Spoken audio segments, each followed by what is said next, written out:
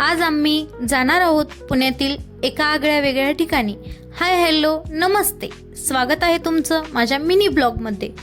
त्याआधी आंघोळ केली आणि देवपूजा केली, जी की पौष महिन्यातील रविवारची नारायणची ती पूजा आटपून आम्ही निघालो मनाला शांती देणाऱ्या एका ठिकाणी, ते म्हणजे पुण्यातील आगाखान पॅलेस.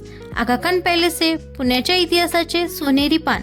हा राजवाडा फक्त त्याच्या सौंदर्यासाठी नाही तर भारतीय स्वातंत्र्य लढ्यातील त्यागासाठीही ओळखला जातो.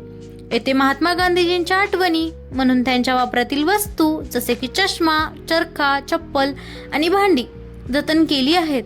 त्यांचे ते शिल्प खूप आकर्षक आहेत.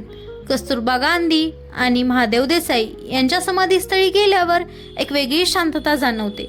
19 एकरमध्ये पसरलेला हा पॅलेस निसर्गरम्य आणि मनाला प्रसन्न वाटणारा आहे. तुम्हाला जर काही वेळ शांततेत घालवायचा असेल तर आगाखान पॅलेसला नक्की भेट द्या.